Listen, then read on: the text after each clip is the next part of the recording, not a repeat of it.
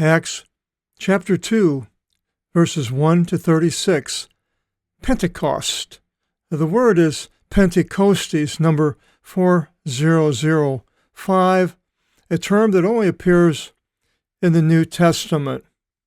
Now, Pentecost comes from one of the commands of the Lord to Israel early on, right after Passover, where it says, "And a holiday of a period of 7 you shall observe to me, the beginning of the harvest of wheat, and a holiday of gathering in the middle of the year." Now, this was called in Hebrew Shabbat, which means weeks. 7 times 7 is 49, and the 50th day is Pentecost. Now, Paul, a couple of places, mentions going to Jerusalem for Pentecost. And so he tied Pentecost into the Hebrew holiday. But today, if you go into Wikipedia, ungodly Wikipedia with these people putting things into it that aren't really so, they try to make it a Christian-only holiday. Well, Pentecost here is a special event for the Christian, but it was actually a Hebrew holiday, and it was being observed as a Hebrew holiday by a Jew named Paul. So why they would come up and try to make it so it's not anything to do with the Hebrew is questionable, but they do. In Deuteronomy 16:10, it says, "And you shall observe the holiday of the period of 7 to the Lord your God, as your hand is strong." Now, going into our text, it begins, "Ke ento simplirustha tin imeran tis Pentecostis," and in the filling up the day of Pentecost, the 50th day, "ison apantes omothimadon epi to avto." They were all together with one accord in the same place. Now, you could argue that this was the very first assembly that appears in the after the resurrection of Christ. In verse 2, "Ke ageneto afno ek tu oranu ikos osper pheromenes panois vieas," and took place suddenly from out of the heaven a sound as if of a violent breath being brought. Now, this breath, the panois, I've mentioned it before with the Spirit, and it's tied in to pneuma. You see it was panois, and as I mentioned, the p is the only letter, p, which you see there, right here, is the only letter that has that power. When you put your hand, that much air comes out. P. Try it. And so this was a violent, it says, breath being brought from out of heaven. And we see in Genesis 2:7 with this word panois, number 4157, where it says, "And God shaped man, taking dust from the earth, and breathed panois into his face, panois, breath of life, and man became a living soul." So now they're becoming a spiritual soul with the breath of that has happened. This is the first thing that happens. It's not speaking in tongues, as you would find so many churches trying to push on somebody, but it's not. It was the breath was the main thing of God. And what happens? It says, "Ke eplirosen olon ton ikon uisen kathimani," and it filled the whole house of which they were settled. In Job 32:8 it says, "But there is a spirit in mortals, and the breath of the Almighty is the one teaching." Now the violent breath, it appears in wind in 3 times in the Old Testament, in Exodus, a violent wind, a violent river in Isaiah 59:19. So it was a strong something that filled the whole house where they were settled. So now it's interesting, it calls it a house. So this is not the same as the upper room that we had earlier. They're now in a house and settled into it as Christ told them to do. In verse 3, Ke ophtheson aftis diamerizomene glosse, and there appeared to them divided tongues, osi pyros, as fire. Now, divided tongue, diameristhi, 1266. Now is the tongue divided, like here's the tongue and it's split? Now I've seen them where they shows where it looks like that, but it could also be divided between all the people. I believe it's a second, divided among all the people. It says in Genesis 10:25, for in his days the earth was divided into parts. In Genesis 49:7, Israel was divided by the tribes. In Judges 5:30, the spoils were divided. Micah 2:4, fields were divided. Psalms 22:19, it says, they divided my garments into parts to themselves, and over my clothes they cast a lot, which is in the New Testament. And this was a quotation that the New Testament had when the soldiers divided his garments. They divided it. Luke 22:17, Jesus says, take this and divide among yourselves. And that was the cup. Now the cup, that would be an argument for the one object of divided. So I'm not sure which one it would be. I believe that these just the tongues are on top of people. Now, why is it a tongue? Well, that's because it's a shape. Glosse, 1100, there it is right here, glosse.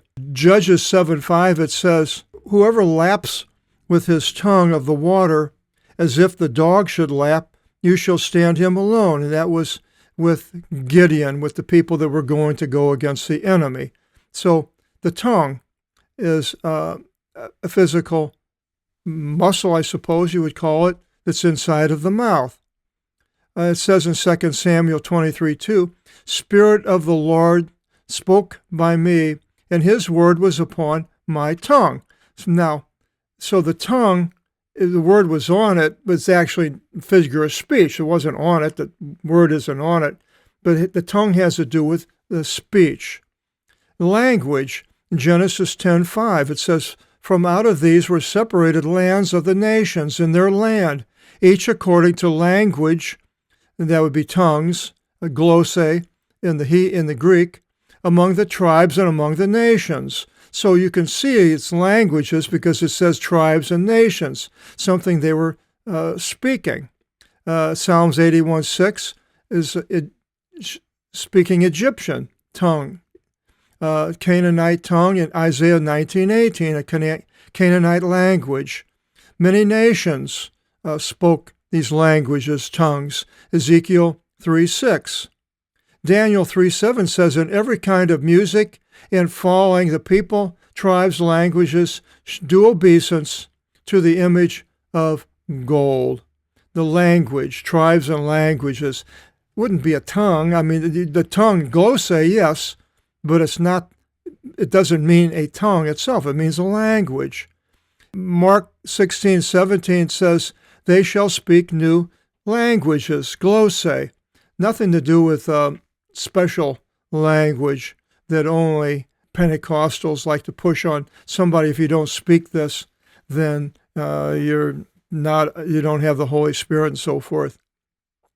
Now, the tongue was also used in the Bible as a shape. Joshua 7:21, it says, in one wedge, and that was a glosse, a tongue of gold, 50 double drachmas in scale weight. And then it's a figure of speech in Psalms 15:4, who did not speak treacherously with his tongue and did not do bad to his neighbor. Well, speaking treacherously with your tongue has to do, it's a figure of speech for language. Psalms 12:5, one's having said, We will magnify our tongue, and our lips are for us. Again, the languages, it's the tongue.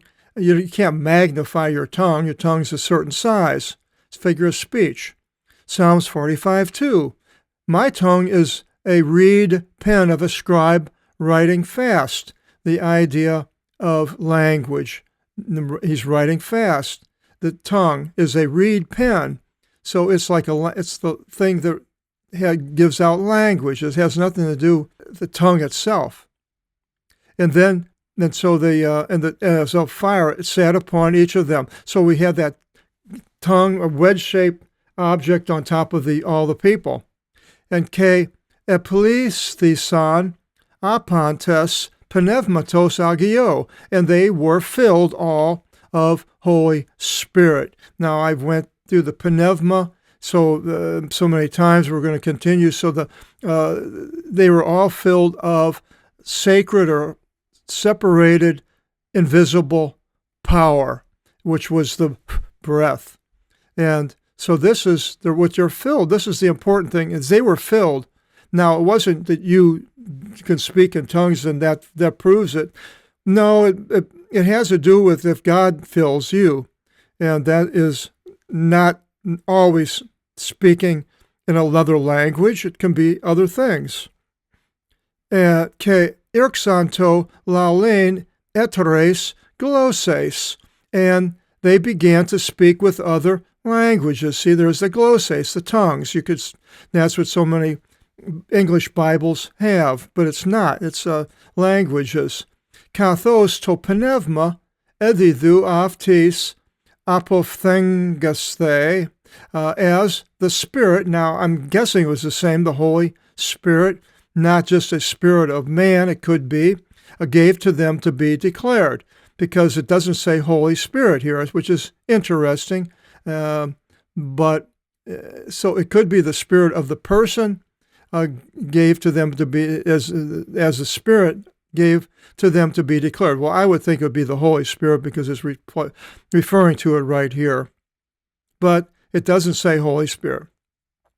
And then verse 5, it continues, Isen they in Jerusalem katikuntas Eudei, and there were Jews dwelling in Jerusalem. Well, yeah.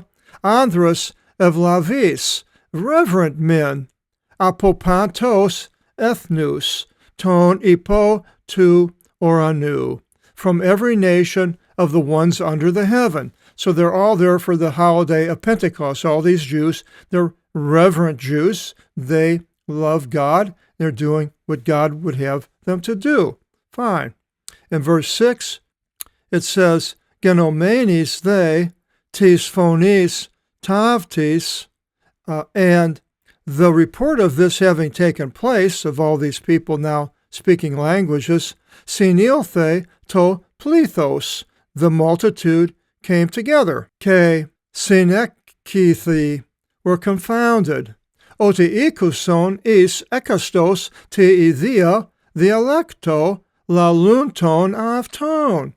For they heard, here it is, each one of them speaking in his own dialecto, not tongue, a dialect. So see, now the tongue has to do with language, a dialect. I mean, now to say it's some other kind of unknown language, it could be unknown to a lot of people, but somebody does know it. It is a language. It's not just some holy words that you throw out, and you see these televangelists making fools out of themselves doing that. But each of these people that come from all these nations, and so it says what? Ke existanto they, ke ethav mason, and they were amazed and marveled. Wow, what's going on here? Legontus prosalilus, and saying to one another, Uki du pantus uti isi ilaluntus Galilei? Behold, are these not all Galileans? They're the people up north and not considered the elite spiritual people, more or less, like country people, you would say, that don't know the things of the people that are in academia, more or less. And these people are far from that. This is what they're inferring here, but they're being Galileans. And then verse 8, Ke pos emis akuomen ekastos te ithia the electo imon in aganithismen. And how hear we each in our own dialect in which we were born. So I was born speaking English, and somebody out there could be born speaking Danish and from birth. And this is what it's saying. All these people, who are they? Parthians and Medes, which are in Persia today, and Elamites, and the ones inhabiting Mesopotamia. I'm sorry, I didn't do it in the Greek.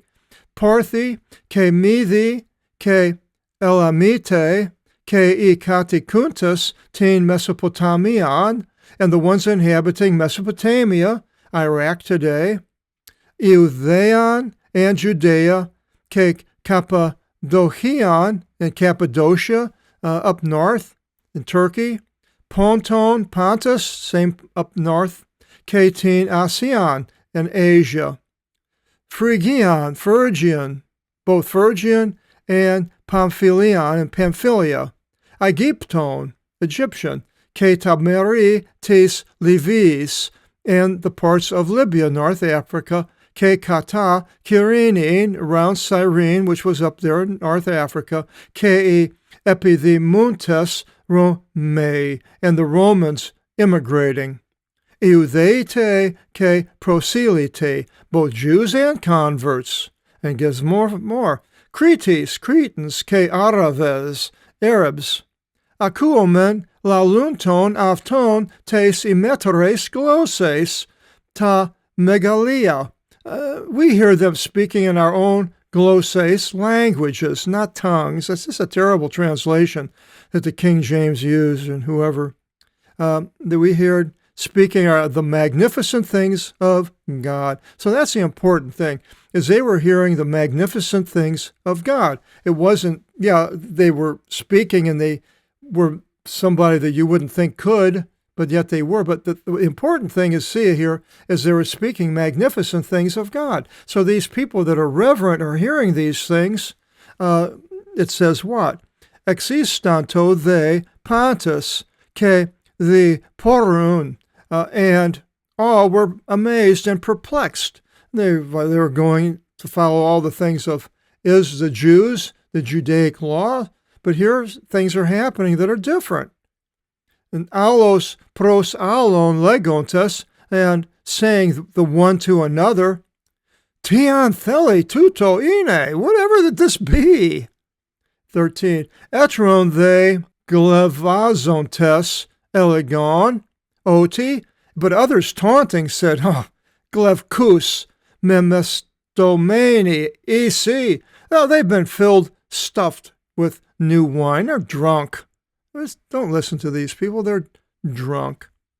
Stathis they Petros saintis entica, and Peter, having stood with the 11, epire tin phonin avtu, and lifted up his voice, ke apathengsato avtis, and said to them, Andras, men, Eudei, Jews, ke ikatikuntas Jerusalem apantes, and all the ones dwelling Jerusalem, tuto iminganoston esto, let this be made known to you. He's yelling us out. Ke enotisas they ta rimatamu, and give ear to my words. Listen to me. He'll explain it. Ugar os emis ipolam vanate uti methiusin, for these are not intoxicated as you undertake. Estigar ora triti, tisimeris, for it is the third hour of the day. It's early morning. Nobody gets drunk early in the morning like that. That many people. Ala tuto estito erimenon, via tu profitu ioil. But this is the thing having been spoken by the prophet Joel. So now these reverent Jews know the Bible and they want to hear it. So he's bringing out the Old Testament, the words of Joel. And it says in here, it's a quotation, "Que este entes escates imeres," and it will be in the last days. "Legi o theos," says God, "ekeo apo tu pneumatos mu epipasan sarka." I will pour out from my spirit, pneumatos, my power, invisible power, upon all flesh. "Ke prophetevsusin ii imon," and your sons shall prophesy, and thigateras imon, and your daughters. "Ke nianiski imon, orasis opsonte," and your young men shall see visions. "Ke I presbyteri imon, enipnia enipnias thesonte," and your old men shall dream dreams. Well, I'm an old man, and I'm a believer, and I dream dreams. Sometimes they're wonderful dreams of have to do with the Lord. In 18, "Ke ge epitus dhulus mu, ke epitas dhulos mu, entes imeris akines, akeo apo tu pneumatos mu." Now, this, again, is continuing with Joel. "And indeed upon my bondmen and upon my bondwomen, in those days I will pour out from my spirit." And that's us today. Spirit, I will pour out from my invisible power. "And they shall prophesy," ke prophetevsusin. And I basically prophesy through the words that here I come through and prophesy and say things and bring things out. It's a form of prophecy. In verse 19, "Ke thoso," and continuing with Joel, "Ke thoso terata ento urano ano," and I will execute miracles in the heaven above. Well, exactly what he's referring to here, we question it. We are seeing things in the heaven upward, airplanes, and you're seeing satellites in the sky and so forth. "Ke simia epi tisgis kato," and signs upon the earth below. "Ema ke pir ke atmida kapnu," blood and fire and vapor of smoke. Well, blood, yes, a lot of people dying, there's fires, and there is smoke. 20, "O Elios metastrophisate is skotos," and the sun shall be converted into darkness. Well, that has not happened yet. "Ke seleni is ema," and the moon into blood. Nope, it hasn't happened. "Prin I elthin," before the coming. "Tin imeran kiriu, tin megalin ke epiphani," the great and megalin and the apparent day of the Lord. Now, what Lord? It would be Jesus, of course. "Ke este pas os an epikalesate, to onoma kiriu sothisate," and whoever should call upon the name of the Lord shall be delivered, and it shall be. So, calling upon the name of the Lord, there it is, will be delivered. The name is Jesus, Jesus, in English. In verse 22, Joel ends with, "Andros Israelite, acuate, tus logus tutus." Men, Israelites, hear these words. "Isun ton Nazareon," Jesus the Nazarene, "andra apo tu theou, apo dedecameni is imas, dinamasi, ke terasi, ke simis, is epise the af tu o theos, and meso imon." Now, that's a long one here. "Now, Jesus the Nazarene, a man from out of God, having exhibited unto you power." So the miracles and signs. All these things that Jesus did in the 4 years of his ministry, Peter's telling them. God did through him in your midst. He did it right here in Israel. as even you yourselves have known, because it just happened. So they knew who Jesus was. In verse 23, touton ti orismeni vuli ke prognosi tu theou ektoton. This one in the confirmed counsel and foreknowledge of God delivered up. God delivered him up in the confirmed counsel and foreknowledge. This was a setup by God of Jesus dying and raising from the dead and giving us the forgiveness of sins. He has the power to do that. Proved it. Lavontes, having taken the ahiron anomon prospixantes anilete, you did away with by lawless hands, having staked him up. You did it. And now he's not blaming the Romans, but you did it, the Jews. He's talking to Jews here, the reverent men. On otheos anestise lysos tas odinas tu thanatu, whom God raised up, having loosed the pangs of death. So God has the power to loosen the pangs of death for us too. Kathoti uk in dinaton katatiste avton ipavtu. For it was not possible for him to be held by it. Death could not hold Jesus. It's holding everybody else that has died, that we find out where they go, but not us, the believers. And we'll get into that here. In 25, now another quote. Psalm 16, verses 8 to 11. David gar legi is of ton, for David says concerning him, Jesus, prooro min ton kyrion enopion mu, the apantos. I foresaw the Lord before me continually. Oti ek dexion mu estin, for he's at my right hand.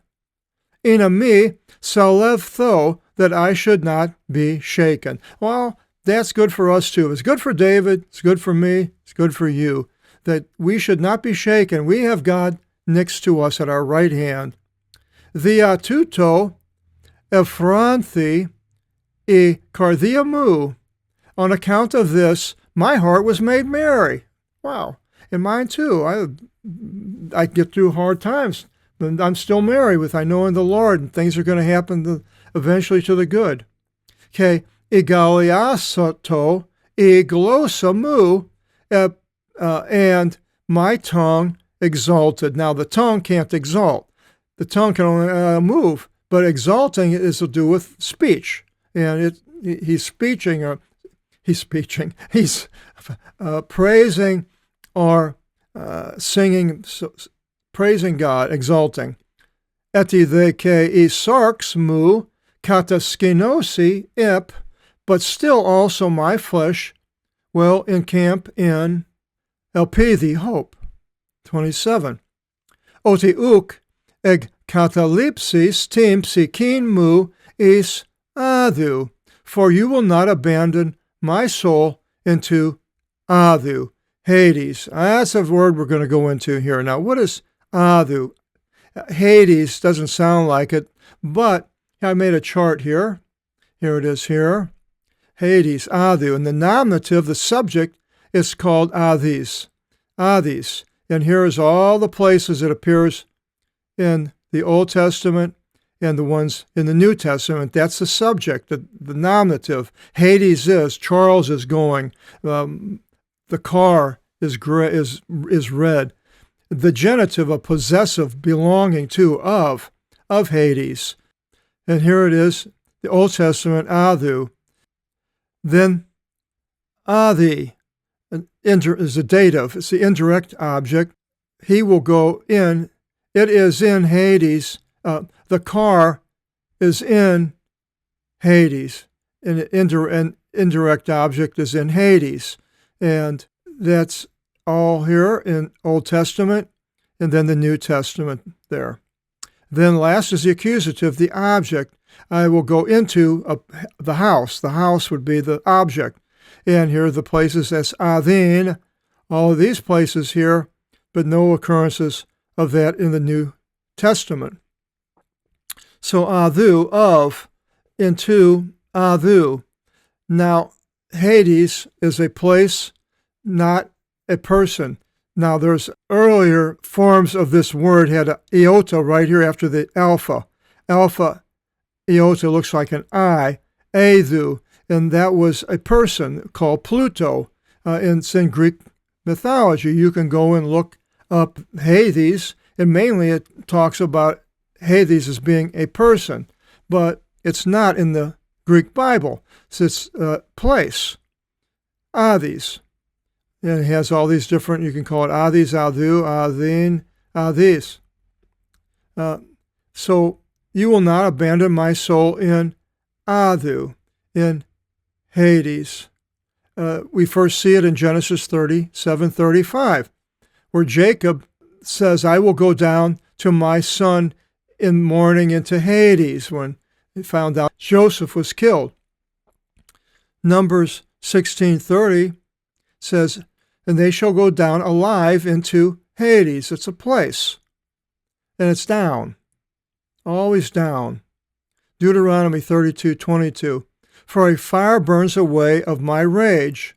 It should be burned into lower Hades. So apparently there is different levels of Hades.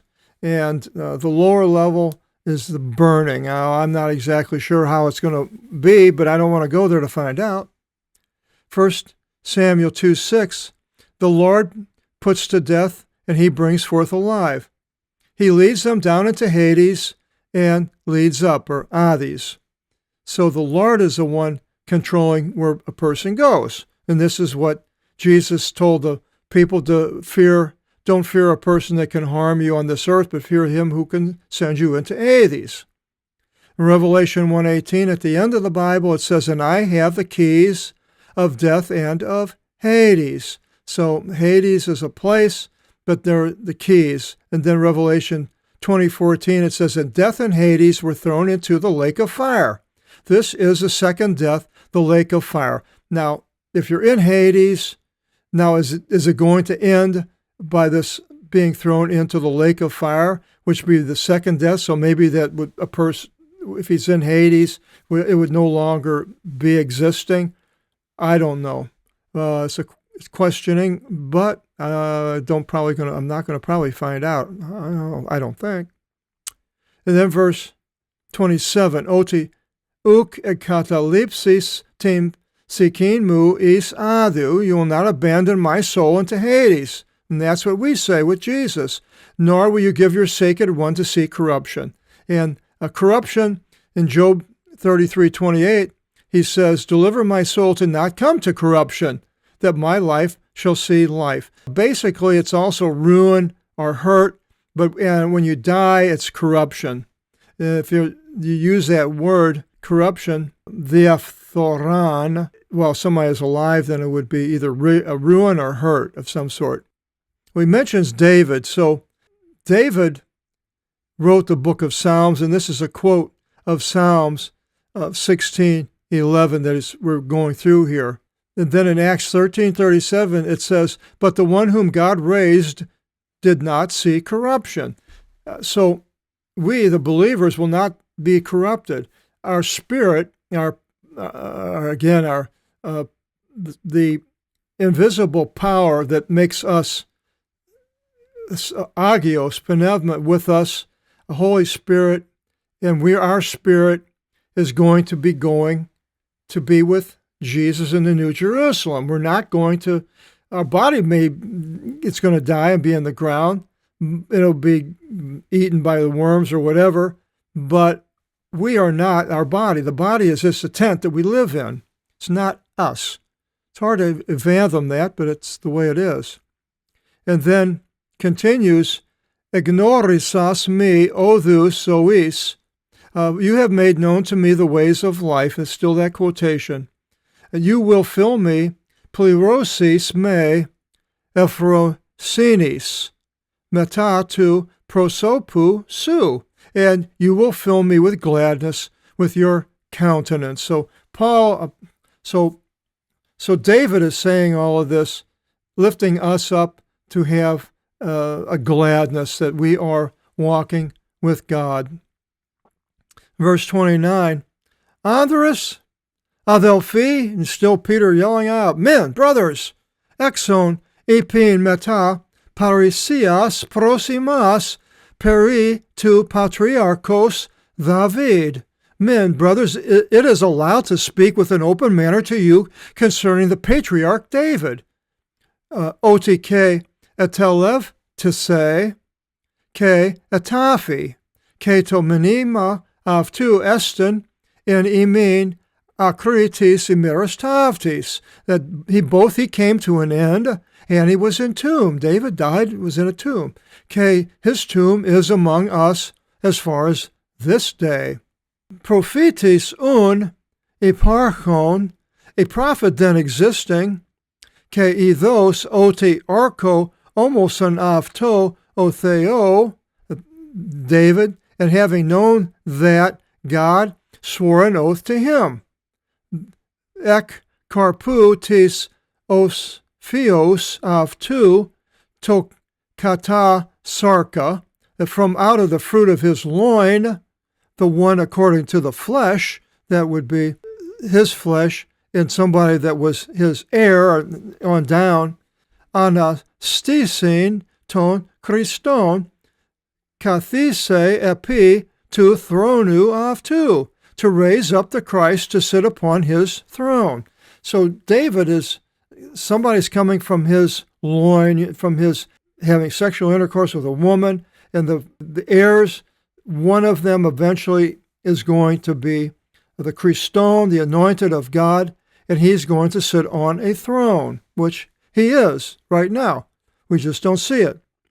Proidon elalise peri tis Anastasios tu Christu, and having looked out ahead, David, spoke concerning the resurrection of the Christ.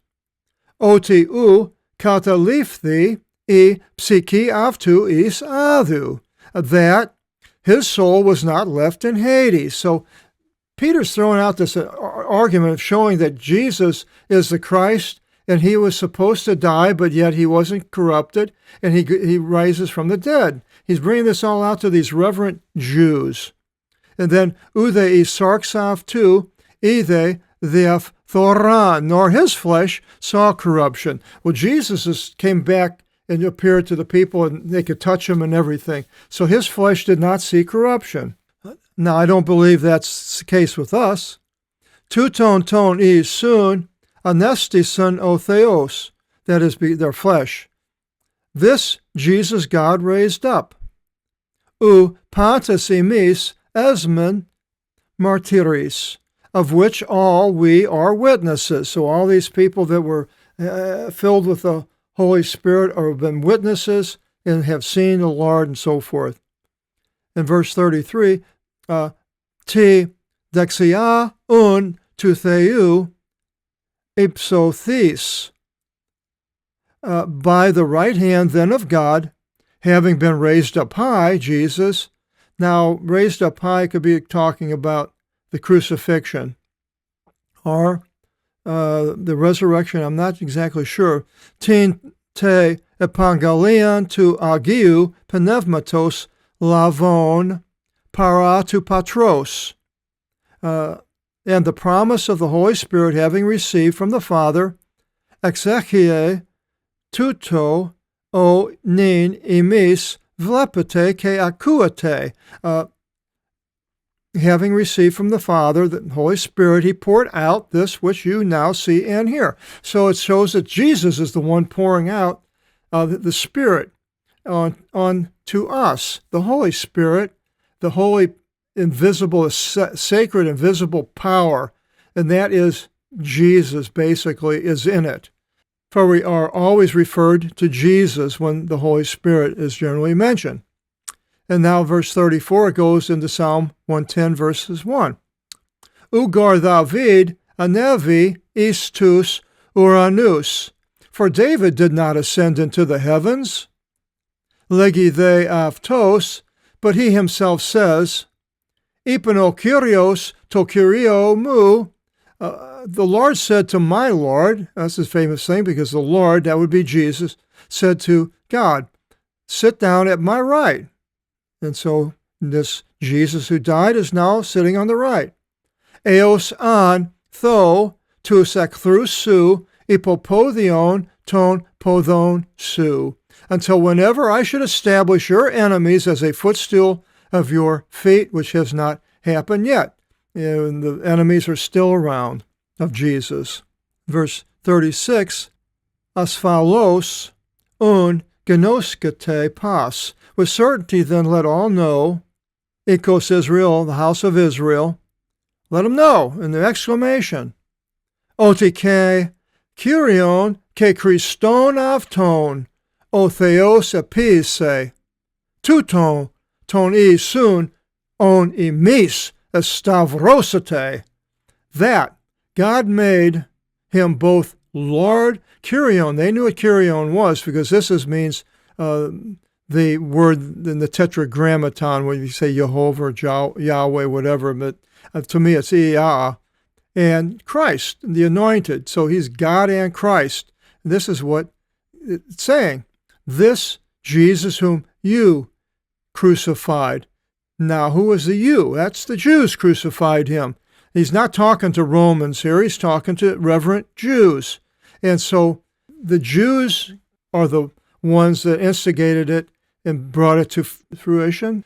And so they put the curse on themselves when Pilate wanted to let him go. Let his blood be upon us and our children. And so now Peter's bringing this out. Now, so what's going to happen? Well, we'll have to wait until the next section where it says 3,000 added to the assembly. Whoa,